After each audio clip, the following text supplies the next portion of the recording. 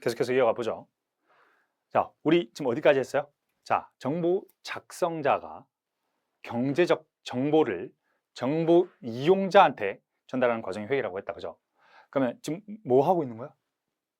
우리 회계란 알아보고 있다, 그죠? 자, 우리 책 왼쪽 페이지 상단에 보면 지금 우리가 뭐 하고 있는지 나와요. 제 절이 나오고 왼쪽 페이지 상단에, 그리고 책 오른쪽 페이지 상단에는 장이 나오지, 몇 장인지 그거 좀 참고해 가면서 지금 내가 어디 하고 있는지 뭐 하고 있는지 체크해 줬으면 좋겠다. 그럼 이제 정보 이용자가 있을 건데, 정보 이용자란 누구냐라고 했을 때 크게 두 분류로 나눌 수 있어요. 정보 이용자를. 자, 정보 이용자를 크게 두 분류로 나눌 수 있다. 우리는 정보 이용자를 내부 이용자랑 외부 이용자로 나눌 수 있어요. 자, 내부 정보 이용자라는 건 기업 내부에 있다는 거지. 그러니까 누굴 말하는 거예요? 경영자를 말하는 거예요. 자, 기업 밖에 있는 사람을 말하는 외부 정보 이용자는 아까 이야기했었던 투자자와 채권자를 이야기하는 거예요. 자, 여러분이 뭐 치킨집을 하나 차렸어요. 치킨집을 하나 차리고 여러분이 직접 치킨을 튀기는 게 아니라 점장을 고용해서 너 치킨 좀 튀기고 팔고 내가 월급 줄 테니까 배달까지 좀 해 라고 해가지고 치킨집 장사를 맡겨놓고 나는 집에 있는 거야. 편안하게 집에 있는데, 만약에 그렇게 되면 이 치킨집에 얼마 버는지, 치킨집에 얼마가 있는지는 누가 알아요? 내부 정보 이용자가 알죠. 사실 투자를 했지만 이 사람은 기업 밖에 있기 때문에 기업 안에 있는 정보를 알 수가 없죠. 치킨집에서 10,000원을 벌든 10만 원을 벌든 치킨집에서 내 급여를 얼마로 땡겨가든 밖에 있는 사람은 알 수가 없다. 그럼 어떻게 한다? 이 사람들이 내부의 경영진들한테 정보를 가져와 라고 해야 되는 거지. 내가 치킨집에 돈 투자해서 사장이야. 그럼 점장한테 야, 정산한 내역 가져와봐. 이렇게 할 수 있는 거죠. 그 정산한 내역 가져왔는데 이게 엉터리야. 그럼 어떻게 되는 거야? 얘를 잘라야지. 그러니까 정산한 내역이 깔끔해. 그러면 보기가 쉽겠죠. 그걸 토대로 이 경영진이 경영을 잘하는지, 계속 이어나가도 되는지, 이 점장을 고용할 건지 해고할 건지를 결정할 수가 있겠죠. 자, 그렇기 때문에 외부 이용자들은 어떤 걸 보는 거예요? 주식을 매수할 것인가, 보유할 것인가, 매도할 것인가. 한마디로 투자를 계속 할 거냐, 이 돈을 뺄 거냐, 혹은 경영진을 바꿀 거냐. 자금, 그러니까 채권자는 또 뭐가 필요하겠어? 채권자는 기업을 소유하고 있는 사람들이 아니니까. 아까 말했죠. 아까 앞에 사례에서 기업이 망하면 채권자가 돈을 못 받았어. 그러니까 어떤 의사결정이 필요해? 기업에 돈을 빌려줘도 되냐, 빌려주면 안 되냐의 의사결정이 필요한 거죠. 그죠? 자, 의결권. 이게 아까 말했던 의결권을 행사해서 경영진을 바꿀 거냐 말 거냐. 의결권이라는 건 뭐다? 아까 우리가 주주가 모여 있는 걸 뭐라고 했죠? 주주총회다라고 이야기했죠. 자, 우리 다수결의 원칙은 어떻게 되는 거예요? 10명이 모여 있으면 6명이 손들면 그 6명의 의견을 따라가는 거다. 근데 다수결의 원칙이랑 비슷한데 주주총회는 사람 인원수가 아니라 뭘 하는 거예요? 내가 돈을 낸 비율만큼 손을 들 수 있는 거야. 자, 예를 들어서 3명이 있다고 치자. 다수결의 원칙에 의하면 2명이 손들어야만 그 의견을 드는 건데 주식회사는 조금 다르죠. 3명 A, B, C가 예를 들어서 얘가 4만 원 내고 얘가 2만 원 내고 얘가 3만 원을 냈대. 합하면 얼마야? 2, 3, 4, 9만 원. 회계를 계속 하다 보면 암산이 안 돼요. 여러분도 해봐. 안 돼. 계산기가 왜 있는데, 그지? 계산기. 여하튼 9만 원이죠. 자, 그러면 예를 들어서 3명이서 거수를 한다라고 하면, 잠깐만, 금액이 조금 애매한데, 얘 둘이 들면 이기고 얘 둘이 무조건 이기네. 자, 이렇게 하지 말고 5만 5천 원이라고 해보자. 그러면 10만 5천 원이 되겠지. 자, 이런 경우에 예를 들어서 A가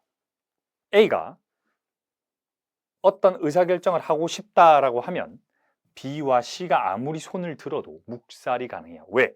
다수결의 원칙은 인원수대로 2대1로 해서 B, C가 하자고 하면 해야 되지만 주식회사는 뭐다? 돈 낸 비율이다. 근데 이 두 개를 합쳐도 이 두 개를 합쳐도 여기에 비율에 미치지 못한다는 거지. 이해되겠죠? 한마디로 손이 그러니까 손 개수가 뭐가 되는 거야? 돈 낸 게 내 손의 개수가 되는 거야. 그러니까 55개의 손이 있는 거고 얘 두 개 합쳐도 50개의 손밖에 없는 거지. 이게 뭐야? 의결권이다. 이해되겠죠? 돈 낸 비율만큼 가져간다라는 거예요.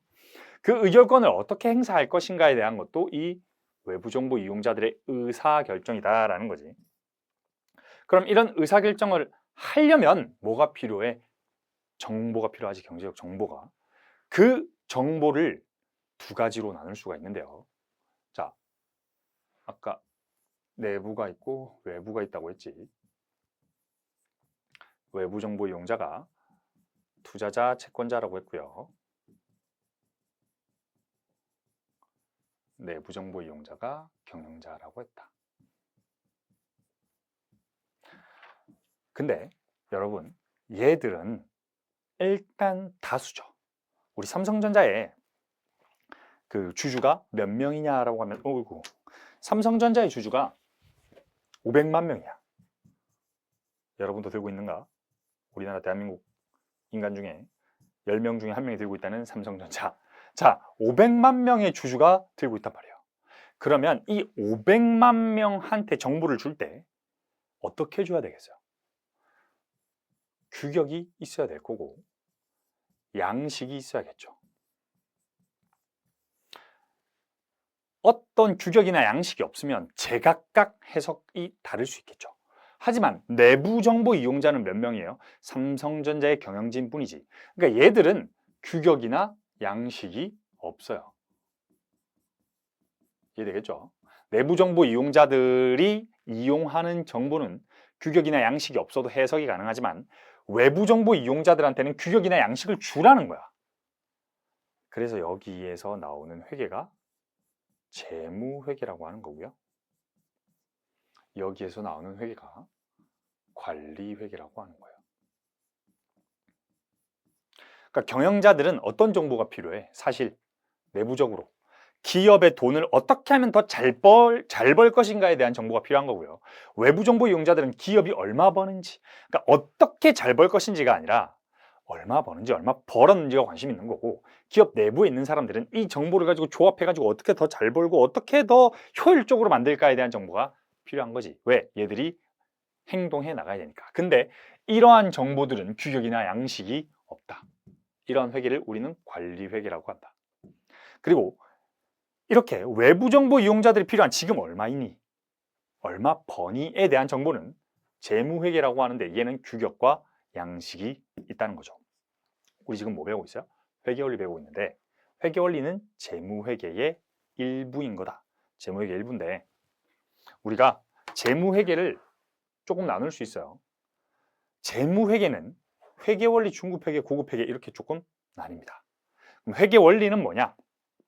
아까 우리가 프로세스가 아웃풋이 되는 과정이 있었지. 이게 뭐라고? 재무제표라고 하는 거고 이게 회계인데 회계로 재무제표를 만드는 과정 이 전체를 배우는 게 회계 원리고요. 요거 프로세스를 하나하나 뜯어보는 거야. 하나하나. 그러니까 예를 들어서 여러분 배드민턴 쳐봤죠? 배드민턴 경기를 하려고 해. 배드민턴을 하려면 뭘 해야 돼? 라켓을 잡는 법부터 가르쳐야겠지. 그리고 라켓으로 공을 쳐서 넘기는 법. 요런 게 회계의 원리라고 보면 돼요. 공을 넘기는 법까지가. 근데 배드민턴으로 경기를 하는 법을 알려면 경기에 대한 룰 하나하나를 알아야 되지. 뭐 잘은 모릅니다만 뭐 15점 해가지고 뭐 여기 선을 넘어가면 반칙이고 저기 선을 넘어가면 그런 것들이 뭐다 하나하나 디테일한 거를 배우는 게 뭐다? 중급회계다. 그러니까 여러분이 동네 저기 한강 공원 가가지고 배우면 이렇게 하는 거는 회계 원리만 알아도 할 수 있죠. 공을 넘기기만 할 수 있죠. 하지만 경기를 하기 위해선 제대로 된 걸 하기 위해선 뭐가 필요하다? 하나하나 규격이나 양식이나 어떤 룰이나 이런 걸 다 알아야겠지. 그게 중급회계다. 고급회계는 뭐냐? 복식 경기라고 보면 돼요. 두 명이서 하는 거야. 2대2로 하려면 제 룰도 알아야 되고 내 룰도 알아야 되고 우리 파트너 룰도 알아야 돼. 그런 게 뭐다? 고급회계다라고 보면 돼요. 한마디로 회사가 하나인 경우, 회사가 두 개인 경우 이렇게 나뉘는데 회계 원리는 기본적으로 약간 숲인 거고요. 약간 중급회계는 그 숲 안에 있는 나무 하나하나를 공부하는 거예요. 그리고 고급회계는 이 숲이 여러 개인 거야. 그래서 산맥을 공부하는 거야. 이해되겠죠? 이렇게 좀 보면 된다. 그럼 관리회계는 뭘로 나뉩니까? 라고 했을 때 요거는 이제 원가회계에서 배워야겠죠.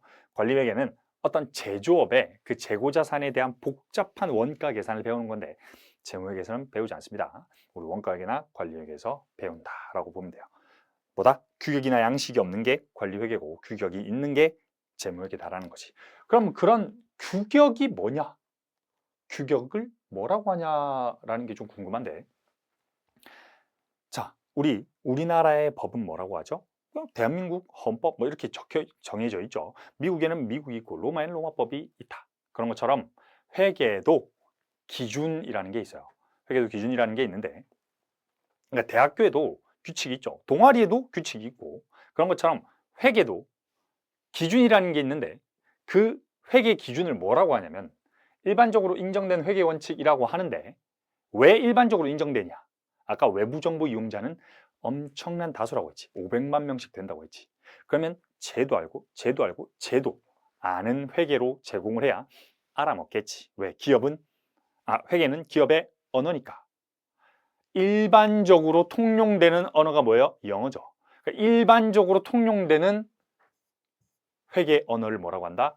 갭이라고 해요. 줄여서. 실제로 갭이라고 부릅니다. 그러니까 일반적으로 인정된 이 회계 원칙이 이 여러 개야. 사실은. 그러니까 회계는 기업의 언어인데 왜 계속 헷갈리니? 여하튼 회계는 기업의 언어인데 언어가 영어, 일본어, 한국어 있듯이 이 언어도 US 갭이라는 게 있어요. 딱 느껴지지? 미국의 회계 기준. 이해되겠죠? 그리고 K 갭이라는 게 있어요. 이게 한국의 회계 기준. 그리고 K IFRS라는 게 있는데 요게 국제 회계 기준이에요. K자 왜 붙었어? 우리나라에서 쓰는 국제 회계 기준. 이해되겠죠? 근데 우리는 뭐 배우는 거예요? 이 회계 원리에서는 우리는 얘 배우는 거다. 우리 미국 아니니까 미국 거 안 배울 거고요. K갭을 왜 안 배웁니까? 라고 하면 so easy해. 얘 쉬워. 얘가 조금 더 복잡하고요. 그러니까 얘를 알잖아요. 얘를 알면 얘는 요 차이 조금만 알면 다 알게 돼 있어. 그러니까 우리는 얘를 배운다. 그럼 얘를 왜 쓰는 거냐? 국제회계 기준을 왜 쓰는 거냐?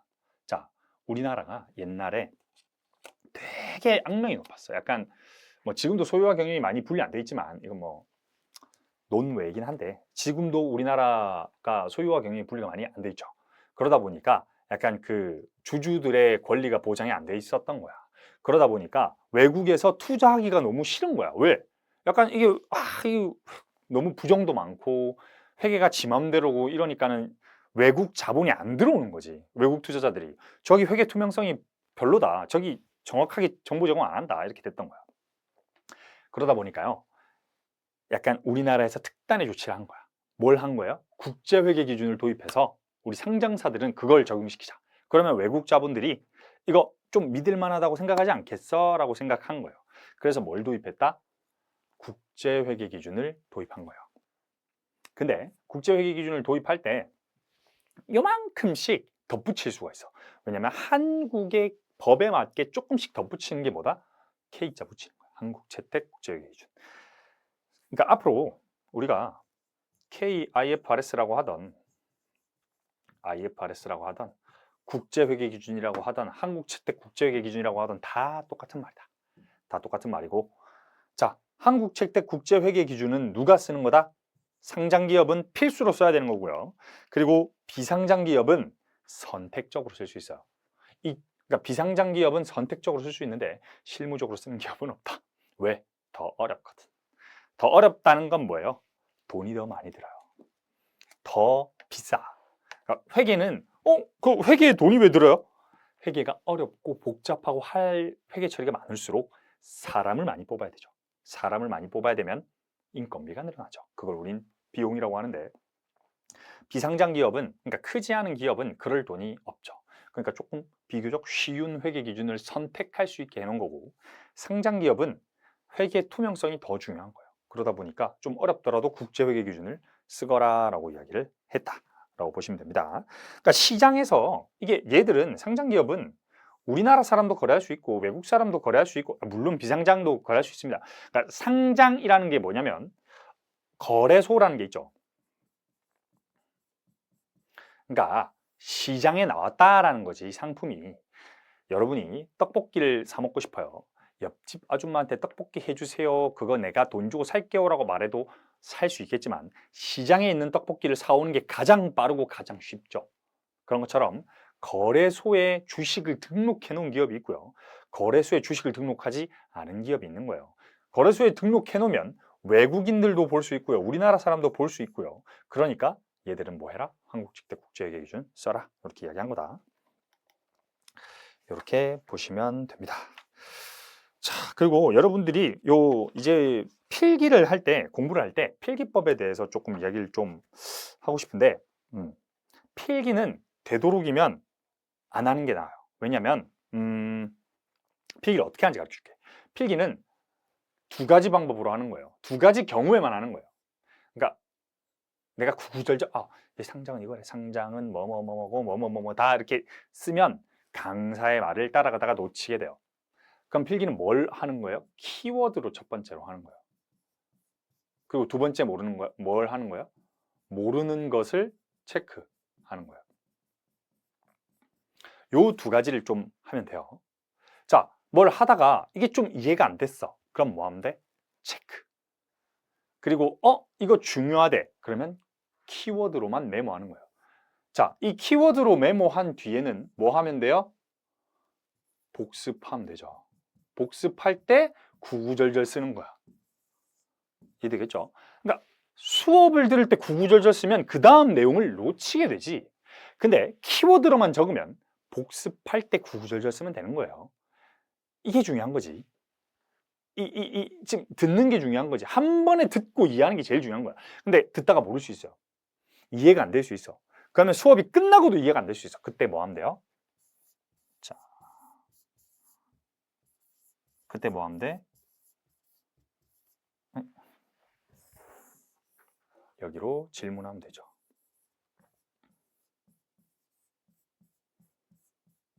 자, 여기로 뭐 하면 된다?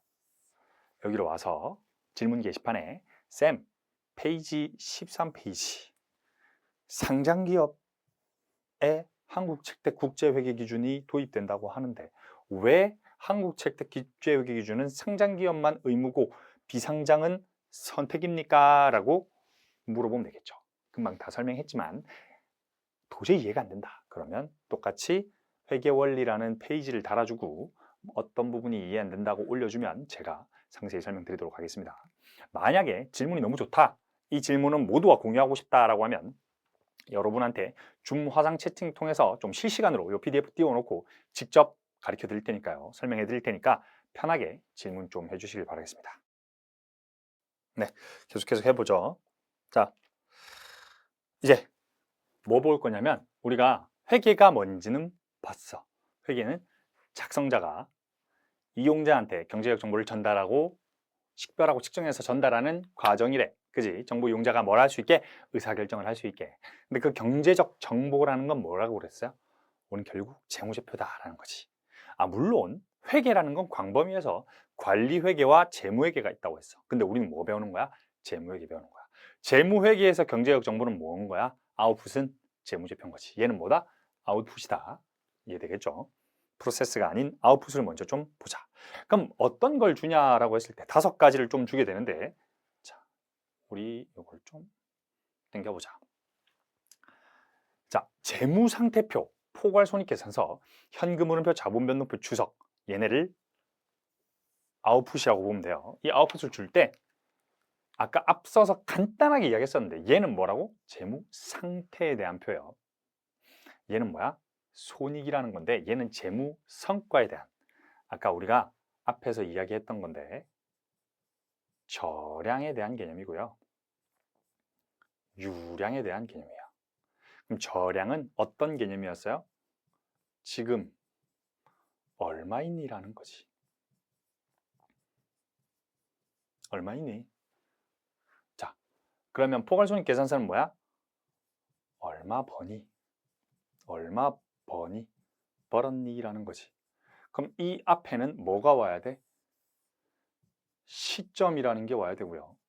여기 앞에 뭐가 오는 거예요? 기간이라는 게 오는 거죠. 이해되겠죠? 언제부터 언제까지 얼마 벌었니? 언제 시점에 얼마 있니? 라는 게 나오는 거지. 이해되겠죠? 그렇기 때문에 우리 회계 기간에 대해서 이 용어를 좀 볼 건데, 우리 기본적으로 당기라고 하면 올해를 뜻합니다. 회계에서. 물론 딱 1년이 아닐 수도 있어. 뭐 예를 들어서 일본 기업 같은 경우에는 뭐 3월 1일부터 내년 2월 28일까지 이런 변태 같은 약간 회계 기간을 정하기도 해요. 왜 그런지 모르겠어. 그냥 1월 1일부터 12월 30일까지 하면 되는데 꼭 그렇게 하더라고. 뭐 여하튼 뭐 6월 1일부터 내년 6월 1일까지 이렇게 변태 같은 애들도 있는데, 대부분의 기업은 어떻게 된다? 1월 1일부터 12월 31일까지다. 그리고 회계에서는 어떻게 할 거다? 그냥 1월 1일부터 12월 31일까지 거의 다 99.99%가 이렇게 할 거다. 그걸 뭐라고 한다? 당기라고 한다. 올해. 그 내년을 뭐라 그래? 차기라고 하는 거예요. 그럼 작년은 전기라고 하는 거죠. 그럼 올해 초, 올해 말 우리 이렇게 부르잖아. 근데 회계에서는 당기 초, 당기 말이라고 불러요. 그 올해를 뭐라고 불러? 당기 중이라고 불러요. 전체 기간을. 그럼 이걸 왼쪽으로 올라가면 뭐겠어?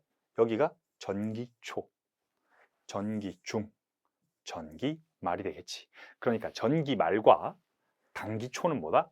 같다. 왜? 전기 말은 12월 31일 11시 59분 59초일 거 아니야? 여기서 띵 넘어갔을 때, 빵빵 됐을 때 이게 뭐다? 전기 말이지. 그럼 당기 초는 뭐야? 1월 1일 000000 띵 넘어오면 당기 초죠. 그러니까 이게 딱 만나는 순간이니까 전기 말과 당기 초는 같고 당기 말과 차기 초는 같다. 이해되겠죠? 자, 그러니까 얘는 흔히 여러분 시점이라고 하는 얘는 기말이라는 표현을 많이 붙여요. 그냥 기말 쓰면 뭐야? 단기예요. 여러분 기초, 기말 그냥 쓰면 단기라고 보면 돼. 근데 앞에 차기나 전기가 붙으면 그렇게 되는 거고, 당자가 없으면 아 올해 말하는 거구나 라고 이해하면 됩니다. 기말 시점 얼마 있니라고 하면 얘는 12월 31일 얼마 있냐라는 거지. 그럼 단기에 얼마 벌었니 하면 뭐야? 단기에 1월 1일부터 12월 30일까지 얼마 벌었니를 물어보는 거다. 이해되겠죠? 다 똑같은 말이지. 다 똑같은 말이죠. 얘랑 얘랑 이렇게 구분해야 된다. 그럼 재무상태표는 어떤 걸 보여주는 겁니까? 라고 하면 여러분, 자 여기서 개념이 하나 나올 건데, 자산, 부채, 자본이라는 개념을 좀 배울 거예요. 밑으로 가봅시다. 일단 요거 표가 어떻게 생겼는지 간단히 좀 볼까? 자, 재무상태표가 생긴 거는 이렇게 생겼고, 자 어떻게?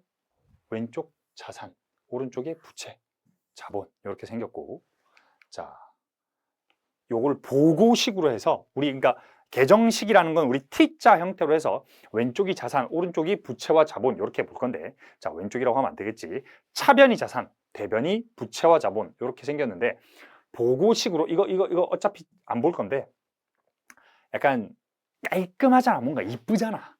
그래서 약간 그 공시라고 하는 그 어떤 사이트에 올릴 때는 이런 식으로 올려요.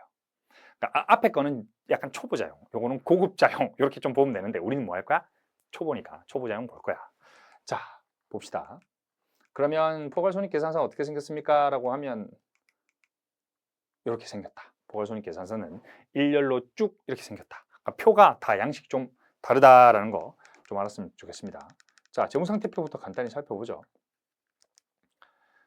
자, 재무상태는 뭘 하는 거다? 특정 시점에 기업의 재무 상태를 나타내는 건데 재무 상태라는 건 자산과 부채와 자본이래. 자, 여기서 회계 등식이라는 게 나오는데 자산과 부채, 자본에 대한 개념을 좀 알아봅시다.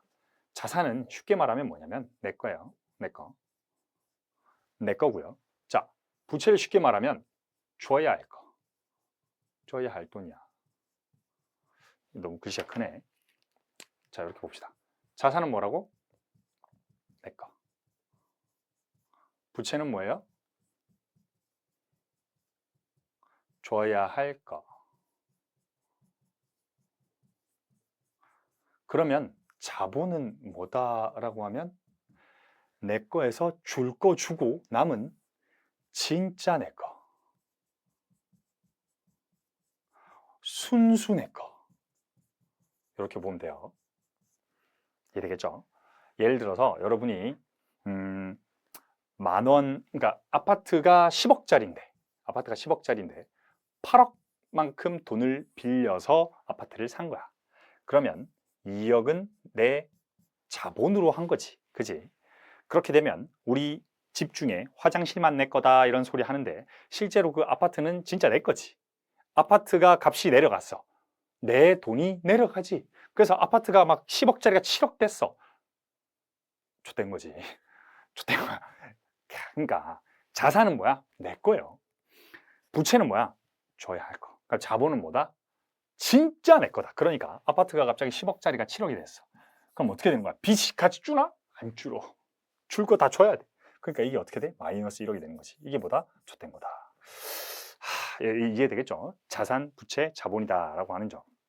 자, 그럼 이거를 우리가 좀 다른 말로 살펴보면 자산은 부채와 자본의 합이다라고도 하는데 거꾸로 자산에서 부채를 뺀 게 자본이다라고도 볼 수 있죠. 그럼 자산은 뭐야? 권리야.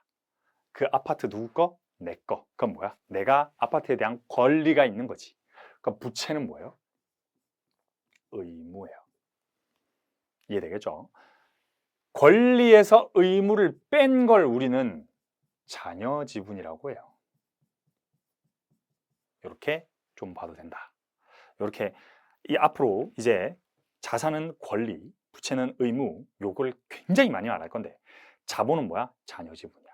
그러니까 자본은 항상 남은 순수한 완전 진짜 내 거 이런 거기 때문에 직접 측정을 하지 않습니다.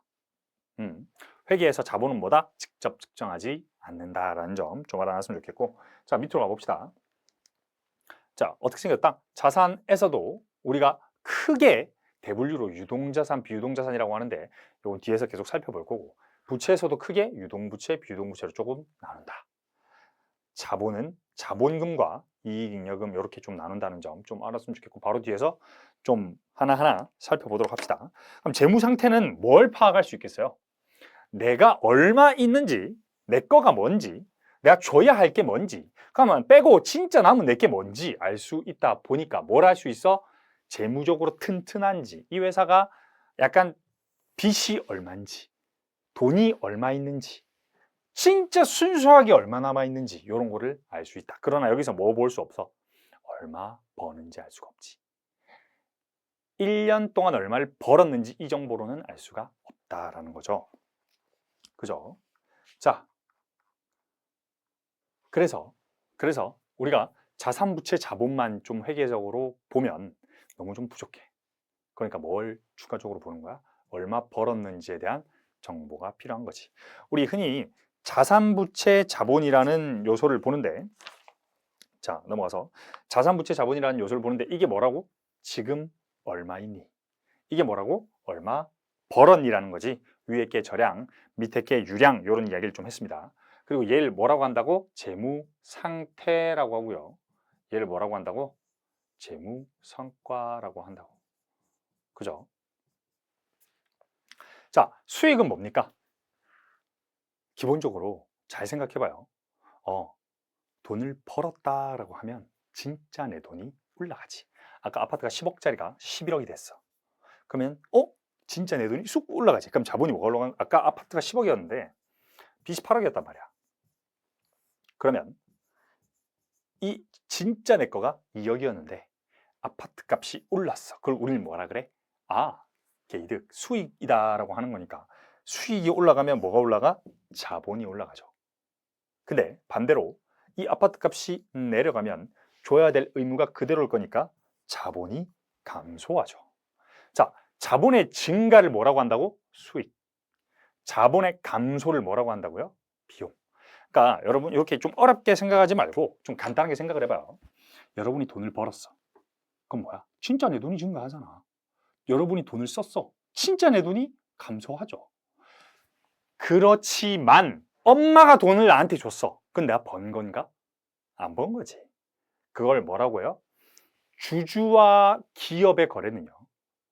주주와 하는 거래들. 내가 아까 출자와 배당이다 이런 이야기를 좀 했었는데 주주와 하는 거래들은 돈을 벌었다고 하지 않고 돈을 썼다고 하지 않는 거예요.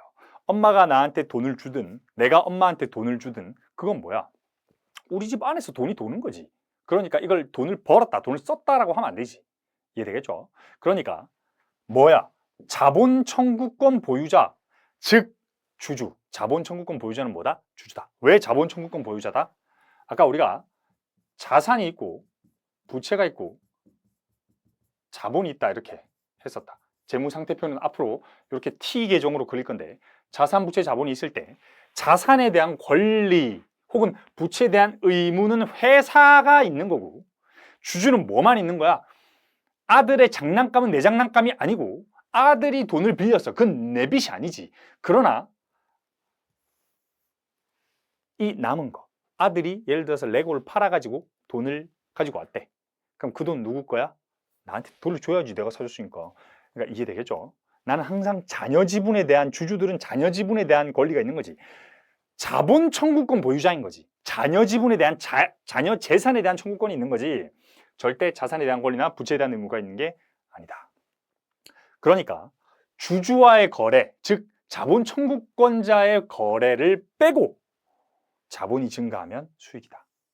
말이 어렵지만 그냥 네가 번 것만 수익이라는 거야. 엄마 아빠한테 받은 돈은 네 수익이 아니라는 거야. 네가 쓴 것만 비용이지 엄마 아빠한테 돈 줬다고 해서 비용이 아니라는 거다. 이해되겠죠? 자, 그럼 자산, 부채, 자본에 대한 개념을 또 봐야 될 건데 자산은 뭐예요? 권리라고 했지.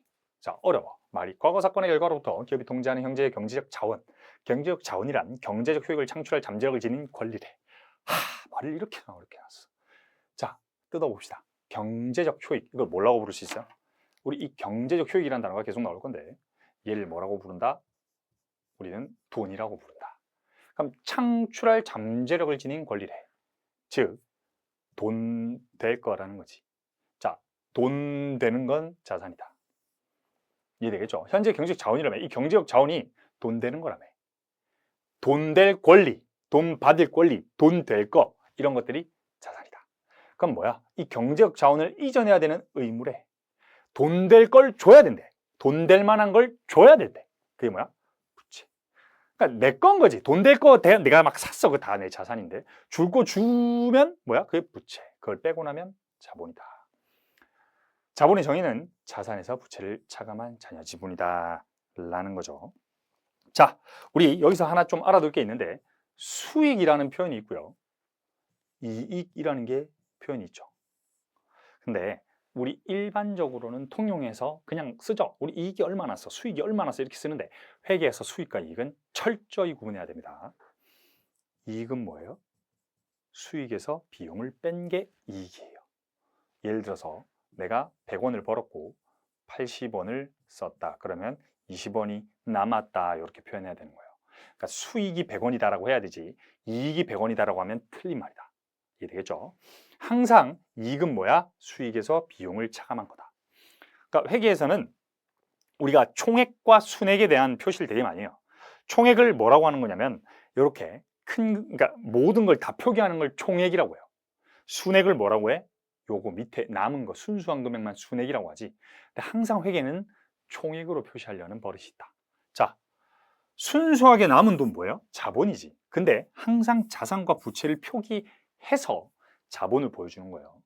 이해되겠죠? 자산에서 부채 빼면 자본이고요. 수익에서 비용 빼면 이익이다. 이렇게 알아뒀으면 좋겠습니다.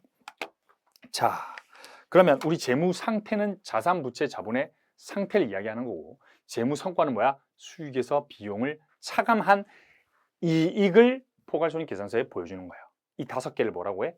재무제표 요소라고 해요. 쌤, 재무제표 앞에서 보니까 5개였는데 그 중에 2개만 이렇게 있네요.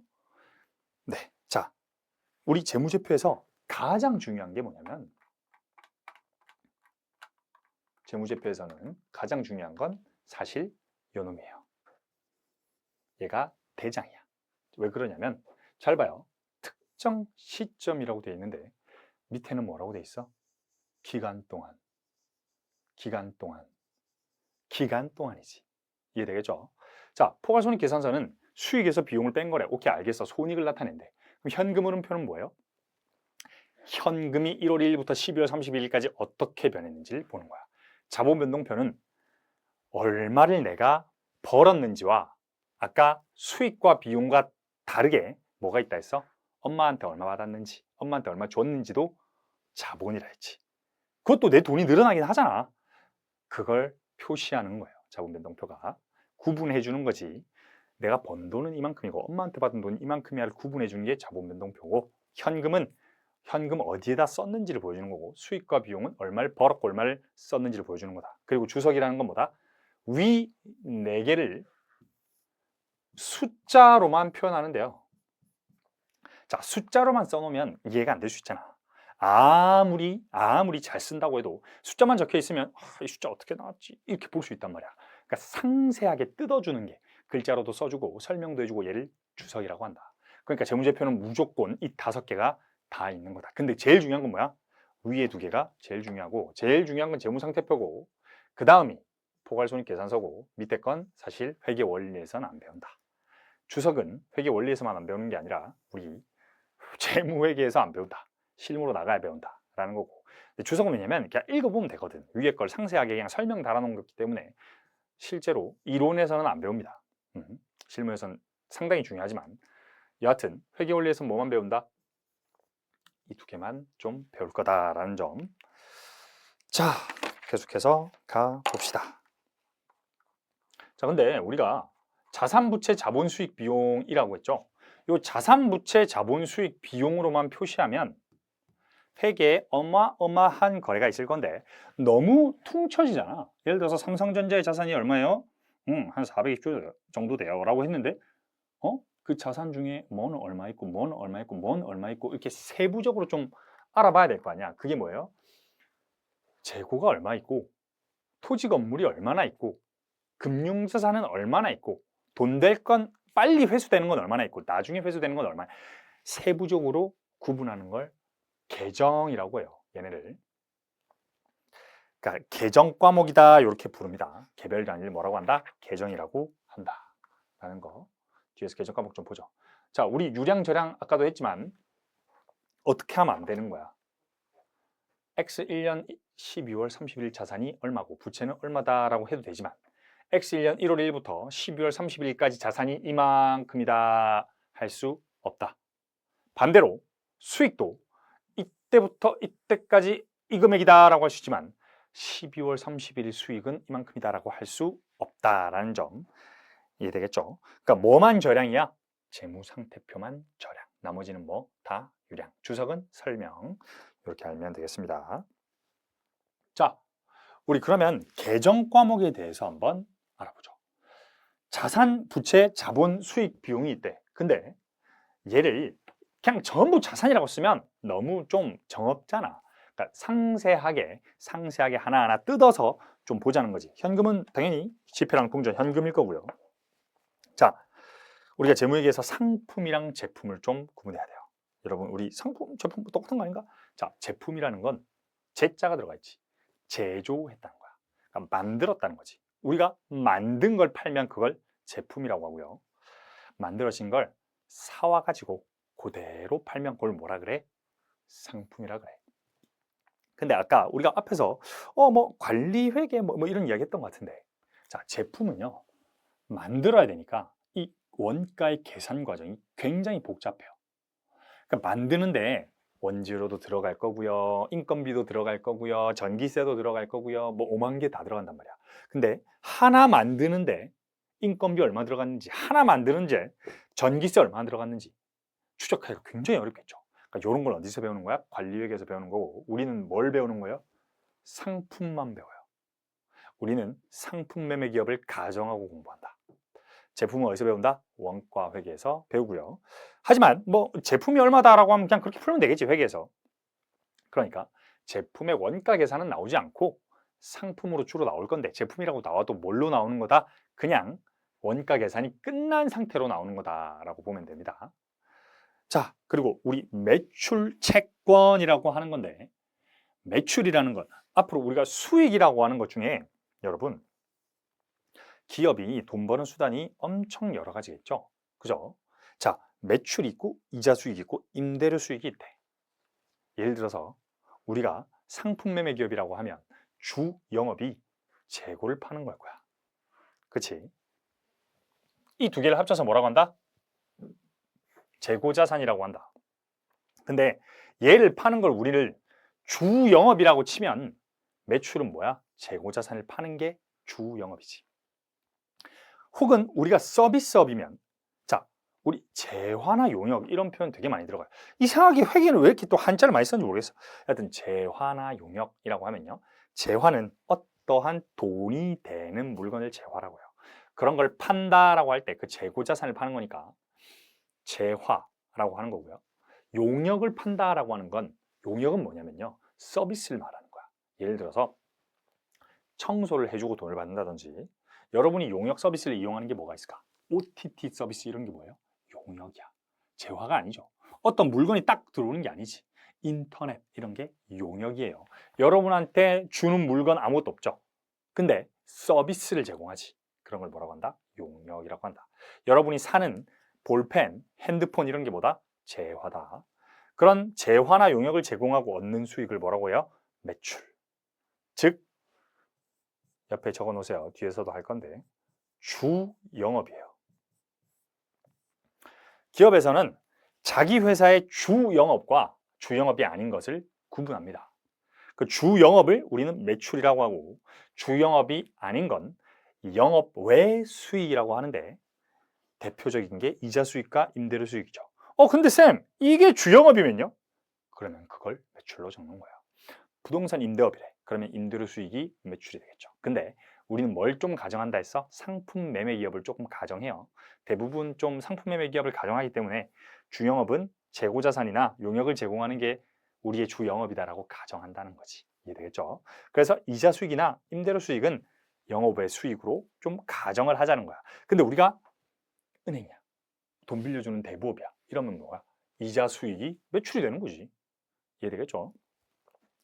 자, 똑같이 비용은 이 매출에 대한 원가라고 하는 거니까, 용역을 제공한다면 인건비가 용역의 원가가 될 거고, 재고자산을 제공한다면 이 제품에 대한 원가가 재고자산이 된다. 이해되겠죠? 내가 1,000원에 사서 2,000원에 팔았어. 근데 사람도 쓸 거고요, 전기세도 낼 거고, 근데 매출원가는 뭐야? 이 상품에 대한 원가, 이 1,000원이 매출원가라는 거고요, 사람 쓰는 돈들이나 전기세는 뭐야? 따로 집계하는 거예요. 이해되겠죠?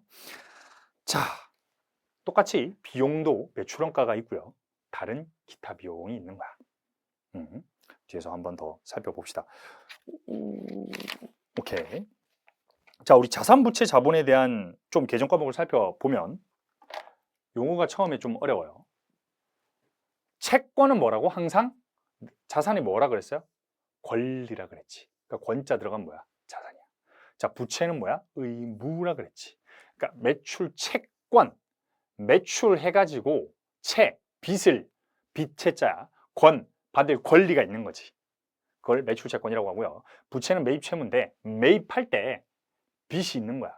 줄 의무가 있는 거지. 부채는 뭐라고? 의무가 있다고. 자산은 뭐라고? 권리가 있다고. 한마디로 돈을 받을 권리가 있으면 자산, 돈을 줄 의무가 있으면 부채다. 그러니까 매출 채권은 자산일 거고, 자, 미수금과 매출 채권이 조금 구분돼야 되는데, 매출 채권은 주영업, 즉 매출 일으키고 받은 영업, 돈을 받을 돈을 매출 채권이라고 하고요. 미수금은 좀 주영업과 상관없는 거. 약간 우리 회사에 토지 같은 걸 팔았대. 근데 토지를 파는 회사가 아니야. 그러면 그걸 미수금 이렇게 이야기하는데 사실 다 묶어서 또 수취채권이라고 합니다. 돈을 받을 권리가 있다고 해서 돈을 빌려주는 걸 뭐라고 한다 그랬지? 아까 대여금이라고 그랬고 돈을 빌린 걸 차입금이라고 한다 했다. 이 세 개를 합쳐서 수취채권 이렇게 부르기도 하고요. 얘들을 지급채무 뭐 이렇게도 부르긴 하는데 채무, 채권 이렇게만 알고 있으면 된다. 즉 받을 돈, 줄 돈. 미수금 쉽잖아. 미수, 돈 받을 거. 미지급금, 돈 줘야 될 거. 차입금, 빌린 거. 채무, 빌린 거. 채권, 받을 거. 이해되겠죠? 자, 이렇게 좀 알면 된다. 그 매출, 채권, 매입, 채무, 미수금, 미지급금, 대여금, 차입금 이런 게 우리 개인한테는 잘 없다, 그죠? 개인한테는 잘 없는데 기업에는 상당히 많아요. 기업은 기본 세팅이 외상거래야. 왜 그런가 보면 기업은 기본적으로 외상거래를 하는 이유는 여러분 잘 생각해봐요. 우리는 친구들이랑 돈 쓸 때 어떻게 써? 예를 들어서 결제할 때 어떻게 해? 그냥 토스뱅크, 카카오뱅크, 옛다 쉽죠? 왜 그런 거예요? 여러분의 공인증서가 다 깔려있고 여러분의 돈은 여러분이 컨트롤할 수 있기 때문이지. 근데 기업은요, 아까 말했지만 기업은 그렇게 돈을 쓰게 되면 어마어마하게 문제가 많이 생겨요. 아니 그렇게나 결제가 쉬우면요 개인들이 횡령할 여지가 너무 많이 생기고요 문제가 너무 많이 생겨요. 실수할 여지도 생기고 우리도 심지어 막 1,000원 보내려다가 10,000원 보내면 어이구 야 다시 줘. 아 싫어 막 이러고 하잖아. 그런 것처럼 기업은 철저히 그런 것들을 어렵게 만들어놨어요. 즉 결제 절차가 복잡하다. 개인은 그냥 토스뱅크 쓰면 되지만 기업은 승인을 받아야 돼. 예를 들어서 A라는 사람이 A 기업이 B 기업과 거래를 하려고요. 뭐 이런 게 있다고 치자고. 그러면 얘들한테 100원을 주고 어떤 뭐 운동화를 사고 싶어. 그러면 이 100원을 그대로 주는 게 아니라 이 거래가 계속 일어난다고 하자고. 우리는 밖으로 운동화를 파는 회사야. 개인한테 파는 회사야. 라고 하면 이 거래가 계속 일어나겠지. 그럼 이걸 줄 때마다 내가 계속 토스뱅크 있지 하루에 10번도 넘게 거래가 일어나는데 그렇게 하면 너무 문제가 많이 생기니까 뭘 어떻게 하는 거야? 야, 우리 월 말에 결제하자. 30일마다 하자. 이렇게 약정을 맺는 거예요. 서로. 신용거래로. 그렇기 때문에 매출채권, 미수금 같은 게 상당히 많아요. 상당히. 이게 기본 세팅이다. 그래서 현금 거래가 오히려 드물고요. 매출채권이나 매입채무가 일반적인 거다라고 보시면 돼요. 생각해봐요. 이 100원을 막 하루에 100번씩 줘야 된다고 생각해봐. 이해되겠죠? 그렇기 때문에 매출채권과 매입채무가 기본 세팅이다라는 점 좀 알아뒀으면 좋겠습니다. 자, 우리 요것만 좀 보시죠. 자, 재무상태표가 뭐냐? 우리 아파트 아까 이야기했었는데 어떤 김대한 씨가 있다고 치자고 5억 원짜리 아파트를 사고 싶은데 내가 1억밖에 없어. 그래서 4억을 빌린 거야. 은행한테 4억을 빌려오면 내 자본은 얼마야? 1억이지. 그럼 내 부채는 4억이고 내 자산은 5억이지. 뭐 어디 가서 이제 나 5억 원대 자산가야 할 수 있는 거야. 근데 1억 원대 자본가지. 이해되겠죠? 그러니까 실질적으로 회사를 볼 때 자산의 규모가 중요한 거야? 자본의 규모가 중요한 거야? 자본의 규모가 중요한 거다. 그러니까 회사 자산이 뭐 몇백억인데 몇천억인데 근데 부채가 더 많대. 안 되겠지. 그러니까 자산과 부채를 동시에 보고 이 회사의 자본 규모를 보는 게 중요하다. 이해되겠죠? 재무 상태라는 건 자산만을 뜻하는 게 아니라 부채와 자본을 동시에 봐야만 재무 상태를 파악할 수 있는 거다. 예를 들어서 쌤이 100억대 자산가인데 100만 원대 자본가라고 생각해봐요. 그럼 난 100만 원밖에 없는 거지. 다 빚이야. 다 줘야 될 돈이라고. 이해되겠죠? 자, 그렇기 때문에 이렇게 우리가 기업을 딱 재무제표를 뜯어봤을 땐 제일 먼저 봐야 되는 게 뭐야? 자산과 부채와 자본. 이걸 먼저 좀 보는 거다. 그러면 자본이 많으면 많을수록 재무적으로 튼튼하다 이렇게 좀 부릅니다. 근데 요 사람이 이 김대한 씨가 일을 한 거야. 일을 열심히 한 거야. 아파트 사가지고 이제 자 이제 나는 열심히 돈 벌어가지고 나는 결혼할 거야 이렇게 해가지고 돈을 많이 벌었어. 그래서 1억을 또 모았네. 그러면 얘는 뭘로 흘러 들어가? 자, 원래 본인이 1억이 있었는데 번 돈은 이익잉여금이라는 계정 과목으로 새로 파는 거예요. 자, 자본금이라는 계정은 기업이 처음에 출자할 때 주주들이 낸 돈이지. 근데 기업이 돈을 계속 벌어. 그때부터는 이익잉여금에 쌓는 거예요. 다르다. 그죠? 다르다. 기업이 번 돈은 뭐다? 영업활동으로 번 돈, 이익잉여금이다. 그러니까 철저하게 자본을 구분해야 되는데 아까도 이야기했죠. 수익이 뭐였어? 주주와의 거래를 제외하고 자본이 증가하면 수익이고, 주주와의 거래를 제외하고 자본이 감소하면 비용이다. 근데 주주와의 거래는 자본금이나 기타 자본으로 처리하는 거예요. 자, 계속해서 봅시다. 자본금과 자본잉여금을 좀 볼 건데, 이런 걸 딱 보고 1, 10, 100, 1000만, 10만, 100만, 1000만, 이거 얼마야 이거? 이렇게 하면 안 돼요. 우리가 좀 익숙해져야 돼. 이 콤마 회계를 할 때 이 콤마 찍는 거에 되게 익숙해져야 돼요. 이해되겠죠? 근데 이게 우리나라 이 좀 별로야. 왜? 우리나라랑 이 안 맞아. 무슨 말이냐면 사우즌드, 밀리언, 빌리언. 이 미국에서 콤마를 찍었겠지? 뭐 여하튼 그 자본주의의 태초니까 걔들이 이걸 찍을 때 사우즌드, 밀리언, 빌리언 이렇게 찍었단 말이야. 그러니까 우리나라는 근데 이게 1000원이고 이게 100만 원이야.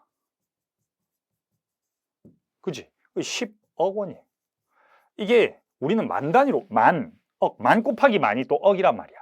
그래서 이게 조금 되게 그렇긴 한데 여하튼 뭘 어떻게 읽어야 돼? 그러면 항상 이 공 6개 찍혀 있으면 100만부터 읽는 거야. 100만, 1000만 이렇게 읽는 거예요. 이게 좀 숙달이 돼야 되는 게 여러분이 세법이나 이런 거 공부할 때는 되게 콤마가 되게 많이 찍혀 있어요.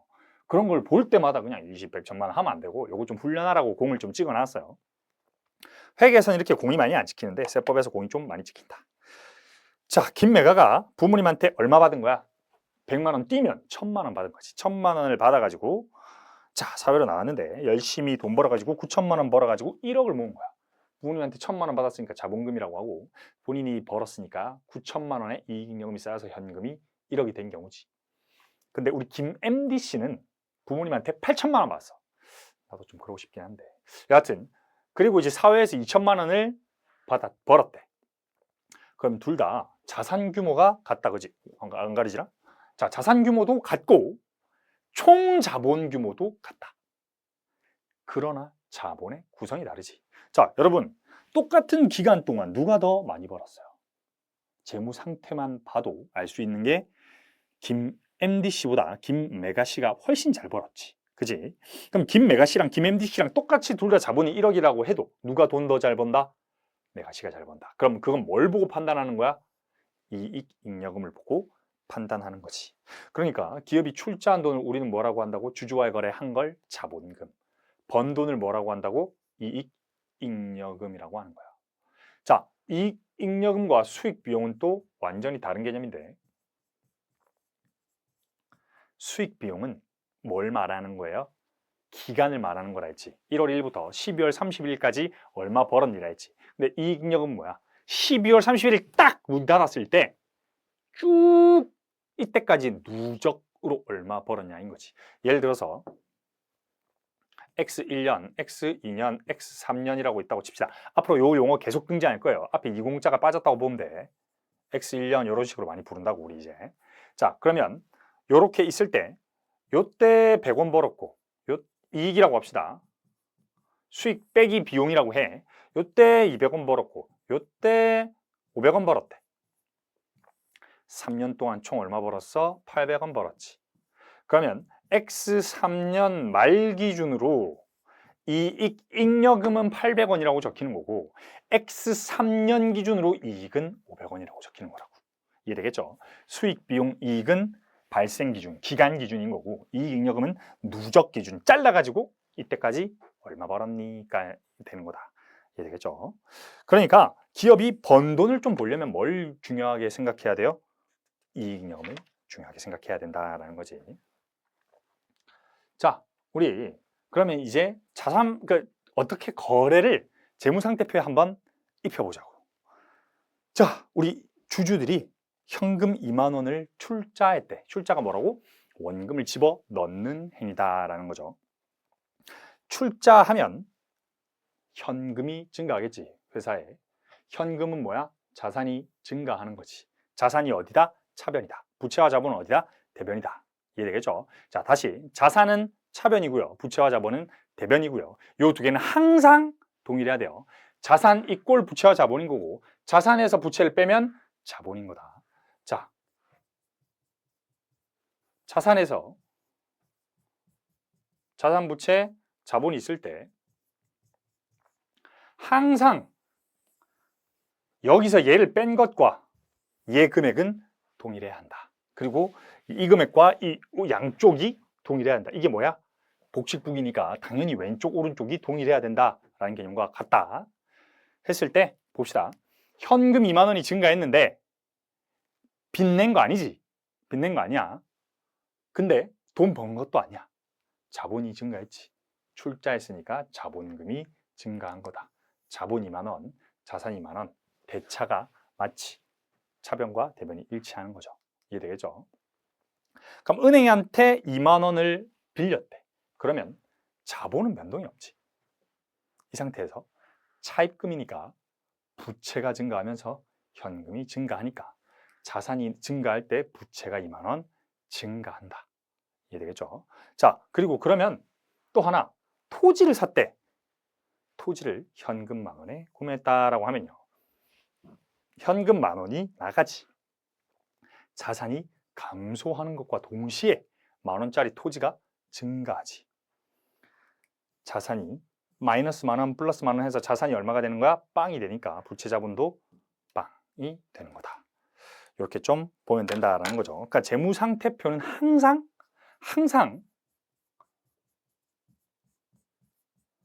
자산 이꼴 부채와 자본이다. 만약에 여러분이 여기에 성립 안 되는 거래를 저한테 가져오시면 제가 모든 강의료 환불해드리고 노벨 회계학상을 타도록 노력하게 해드릴게요. 얘는 원칙이다. 원칙. 그냥 등식이다. 이제 등식이라고 하지만 나중에는 이거 모르면 등신이다 이렇게 불러요.